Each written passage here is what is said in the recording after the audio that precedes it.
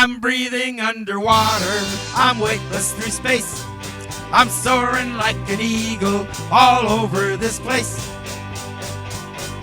Creatures most will never see are waiting there to look at me, and all I gotta do is breathe underwater. We begin with some stock footage of Venice, its famous canals and gondoliers, and a happy young couple who are thoroughly delighted with each other's company.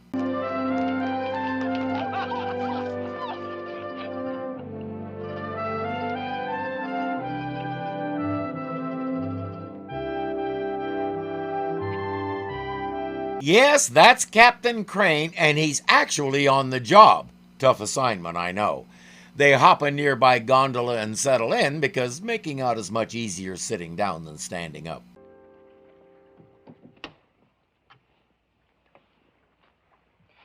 Okay, Alicia, you said a song. Yes. Now listen carefully. All right. La la la la la la la la. La la la la la la la la. La la la la la la la la. La la la.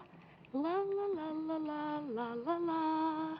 Long story short, a Western agent got their hands on plans for a new super weapon that the other side is developing and recorded it on a tape. The message is encoded, so right now it seems like random syllables. That song is the key to decoding it. Put the garbled script into the computer, apply that tune to it, and you'll be able to hear it. Crane's job is to get that tune back to the sea view where the encoded message is waiting. Wait a minute, Crane doesn't smoke.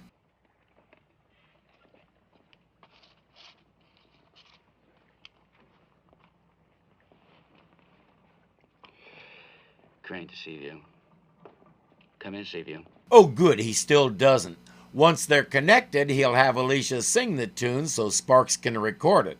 Maybe after that they can go back to establishing their cover.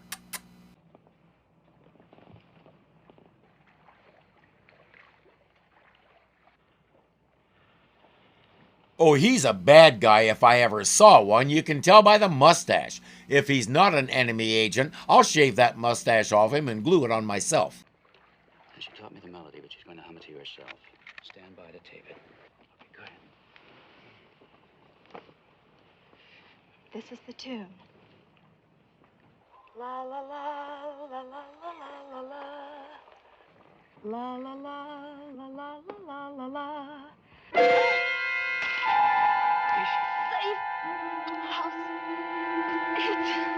What is this, a James Bond movie? Any woman who kisses Bond before the end of the movie ends up dead. Do we really have to do that here? On a side note, how about David Hedison as James Bond? That could have been pretty cool, assuming he can do a British accent. The gondolier is telling the police all about how this young couple got on, then suddenly they had an argument and the young man killed the poor young lady with a poison-tipped, spring-loaded specialty knife to the back. Because all American tourists carry those. I thought everybody knew that. The police will spot Crane in the water and in good Keystone Cops fashion, start shooting.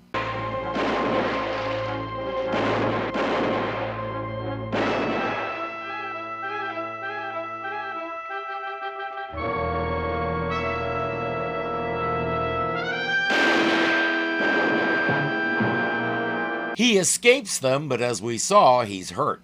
We won't ever find out if there's a bullet in his arm or if it's a deep graze, but it's enough to weaken him. Once he gets out of the water, he needs to find a place to hide. Alicia said something about a safe house when she was trying to hand him that medallion. Too bad he dropped it in his struggle with Mustache. He has another problem. He doesn't know where he is.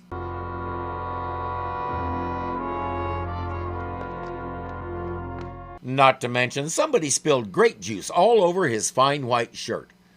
Aboard the Seaview, Admiral Nelson's radio person is calling from the Institute. Oh yes, Tish, we remember her from last episode. The key to the tapes is a tune. Excuse me, sir. You said tune? That's right, a melody. Due to budget cuts, the Institute couldn't afford to pay Tish anymore.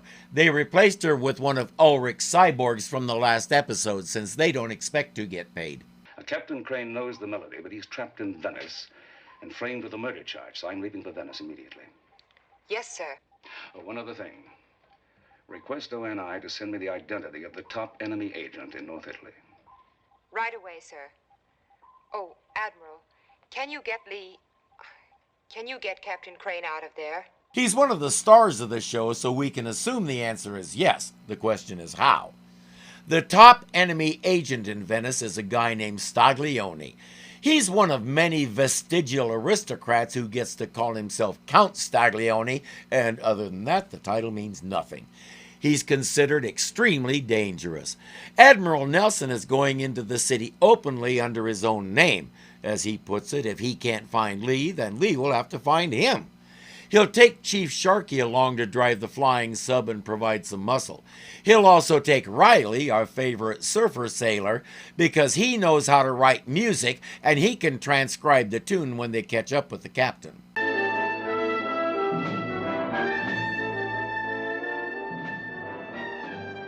Venice.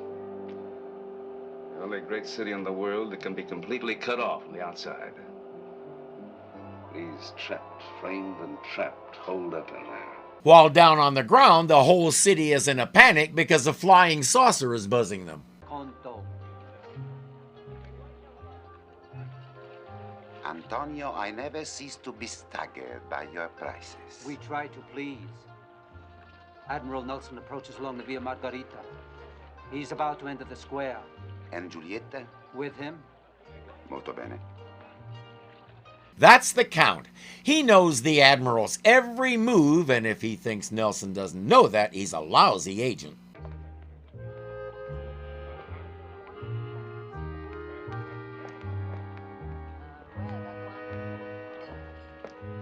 How about sitting over here?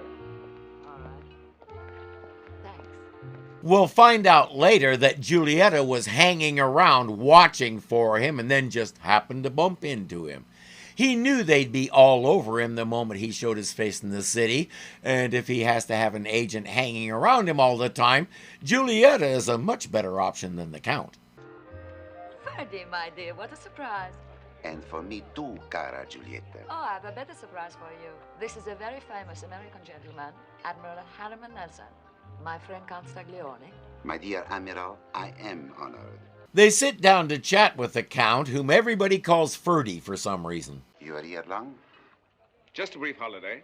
I plan to see the sights and relax a bit. He wanted to go to the casino, and here we meet you. Ah, but you must not waste an evening at the old casino. Ferdy runs the new casino. It's much smarter. All the really important people pay there now. You must visit it before you leave, Admiral. He gives him a business card that not only has the address, it's his ticket to get in. A man as important as Ferdy doesn't let just anybody give him their money. You're enjoying Venice. Well, let's say I find it stimulating.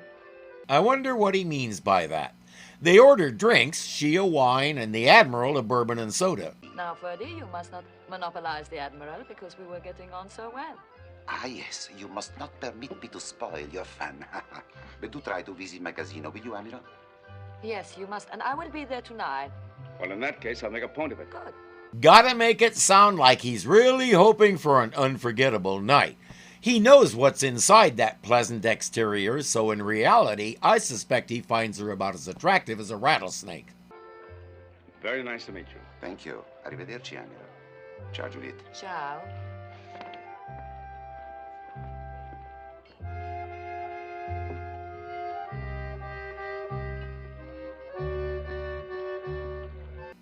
He'll be there if he can walk after that much bourbon.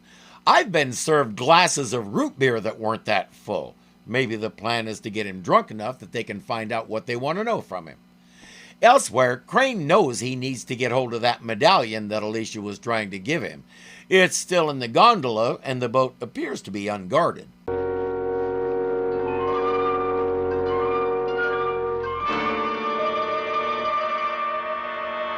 Emphasis on appears to be. In America, we say there's never a cop around when you need one. In Venice, there always seems to be one on hand.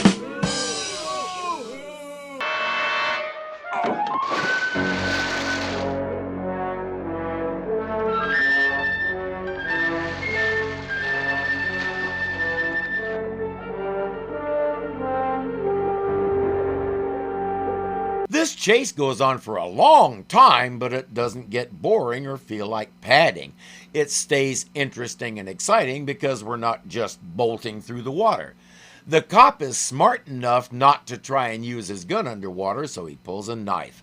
Crane tries to hide behind pier pilings, slip away when the cop is searching the other way. It's a well-done cat-and-mouse game that actually justifies the runtime that it consumes. The key word is action. There's plenty of it. The cop catches up with him more than once, and they wrestle underwater multiple times. I wish I could just let it run, but we all know why I can't.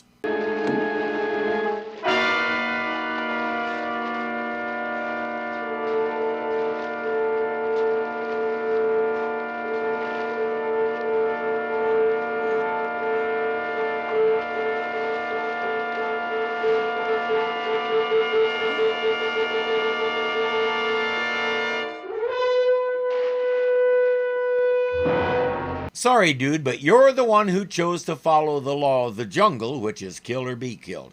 The problem with that approach is, it really sucks when you lose. The Venetian fuss has got a panic going, sir. It seems some joker knocked one of their men in the canal. Where? The same landing where the murder gondola was stashed. Well, it has to be Crane. I didn't catch him. No, sir, not even close. The skipper's really got him bugged. At least now they have some idea where to start looking for him, assuming they get the chance just to wander out onto the street like regular people. Earlier, we watched the Admiral place a book on one of the tables, just so.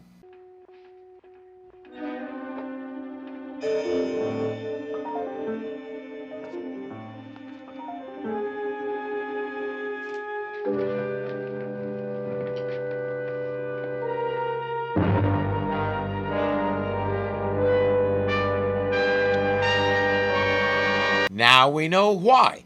The show pauses there for a commercial. Don't be fooled by commercials where one battery company's toy outlasts the others. The fact is, Energizer was never invited to their playoffs because nothing outlasts the Energizer. They keep going and going. Stop the bunny, please. And going and going.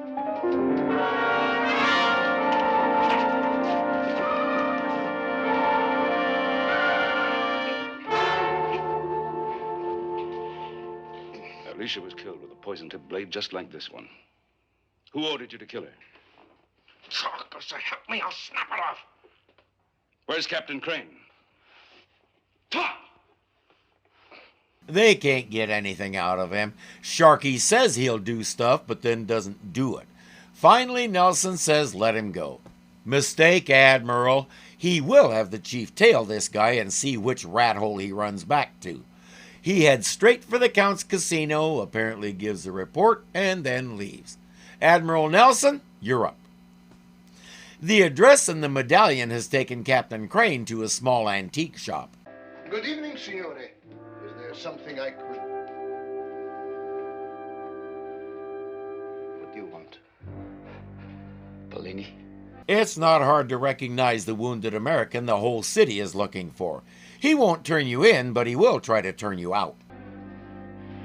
Go away. Go away. You can't stay here. I've got to talk to you. No. I don't want no trouble in my shop.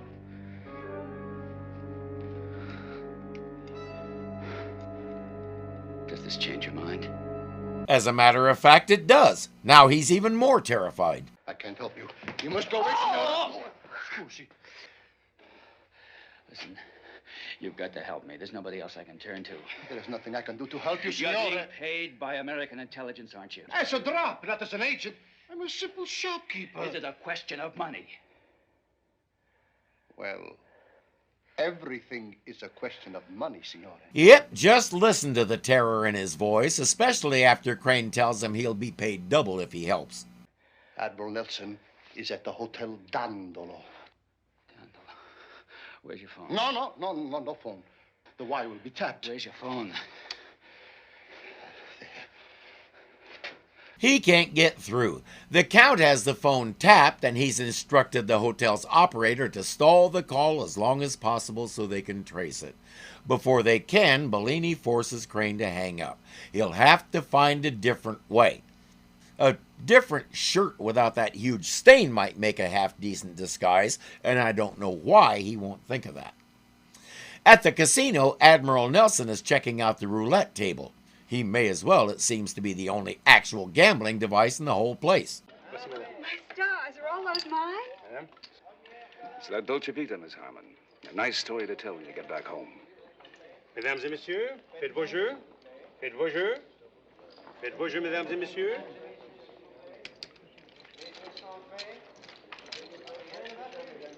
Rien ne va plus. This is a front for foreign agents. Do they really not sweep the place for such things on a regular basis? He's a little puzzled that Giulietta isn't here and the Count isn't forthcoming about much of anything. After promising to pay Bellini triple his going rate, Captain Crane has taught the decoding tune to a local musician. It's a pretty clever idea, but here comes trouble.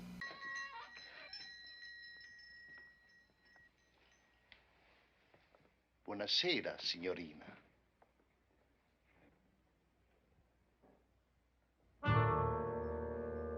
Buonasera.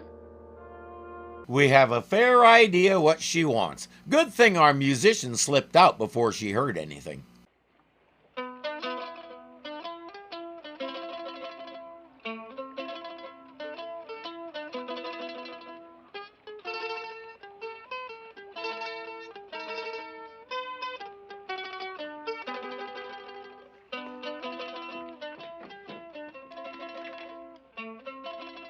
Good thing he brought some manuscript paper with him. When I studied music theory and composition in college, I lived on that stuff. I still have some around here somewhere, though since I do everything on the computer now, I'm not sure why. Let's get this down before the bad guys figure out what's happening.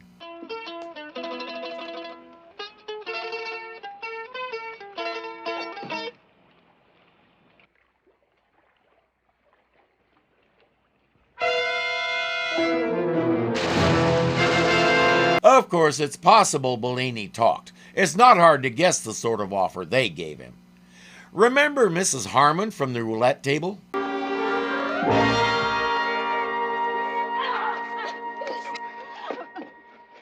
look, I won't hurt you unless you scream. Right now, she's wishing she was still at the table. Now, if I take my hand away, will you keep quiet? All right, I warned you. What do you want? I'm in trouble. I need your help. An American. You're the one the police are looking for. Yes. You're a murderer. No, but I'm having a little trouble making anyone believe that. I wonder why. So far, she's the only one he's tried to tell. I saw you leaving with Admiral Nelson tonight. You know him? He's my boss. He begs her to help him get a message to the Admiral. Just memorize a little tune. I want you to Admiral Nelson and sing it to him. I can't. You mean you won't? I can't. I'm tone deaf. And besides, she gets nervous in front of an audience. Okay, plan B. Well, if it isn't Admiral Nelson. Well, you remember me, don't you?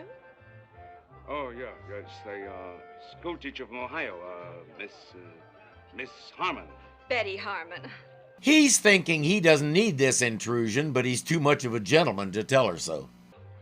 I can't tell you how I enjoyed the gambling last night. Do you gamble often, Admiral? More than I should, I'm afraid. Please, won't you sit down? Thank you. She wants to show him something she bought. Nelson is trying to make it clear he's not interested. I thought it was a stork, but the shopkeeper assured me it was a genuine crane.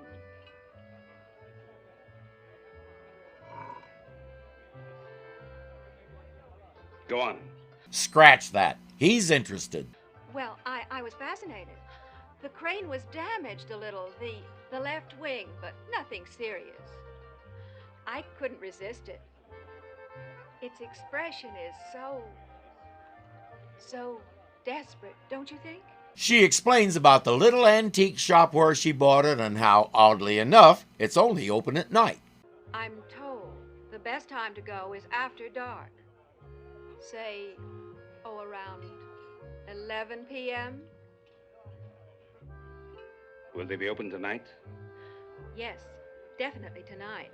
Message received and understood. Ms. Harmon needs to go. She has lots more adventures to find before her vacation is done.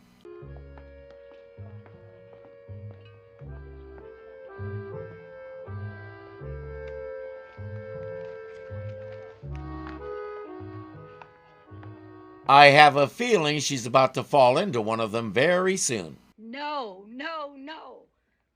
I don't know what you're talking about. I regret your choosing to make it difficult for us and for yourself. No matter. My friend here has a syringe filled with a rather exotic chemical known as amine trioxidase. You will soon tell us anything we want to know. No! I think she'd rather go see a nice fountain or feed pigeons or most anything else. Admiral! Admiral!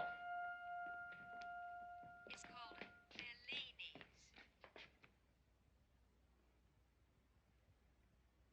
She's spilling everything she knows. Can we get her out? Not a chance, not yet.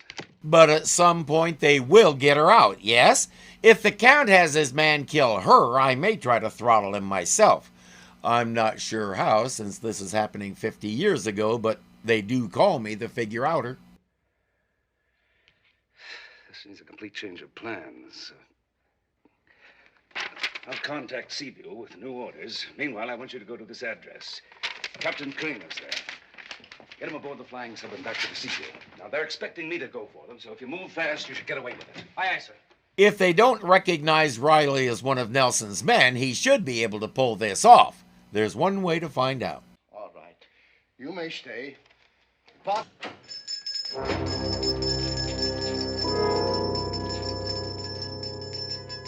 Buonasera, Captain Crane. We've been looking all over Venice for you.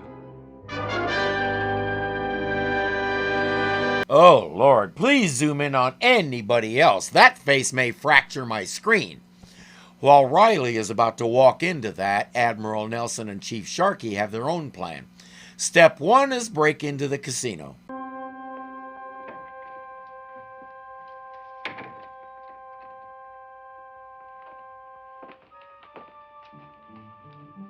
Boy, that was a harrowing task. Had to open a door and everything. Why are they doing this? Because Chief Sharkey knows how to rig a roulette wheel. I gotta fix the stop at 0. That'll make the connection. And that'll trigger the smoke bomb. In the confusion, we can free the school teacher. That's assuming that by then they know where she is.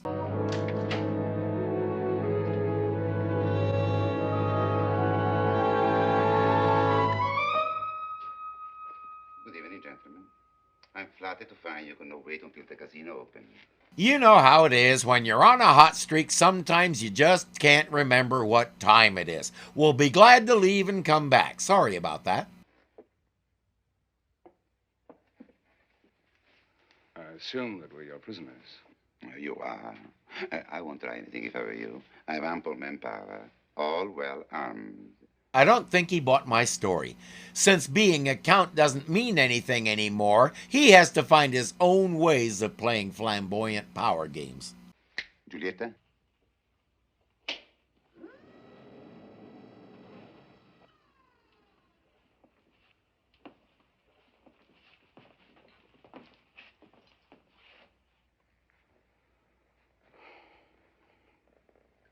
Check.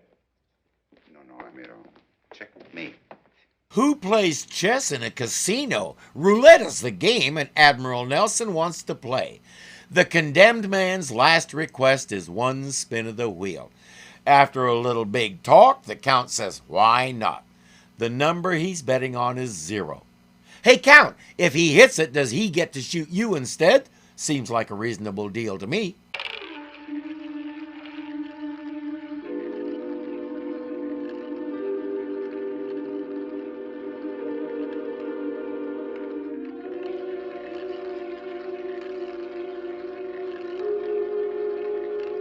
He gave that ball one humdinger of a spin.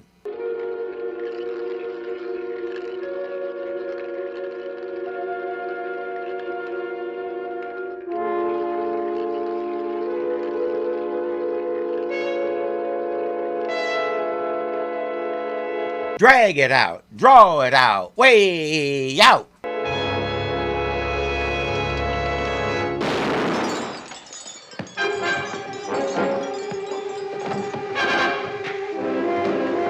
Betty Harmon is the one true innocent here, so let's get her out.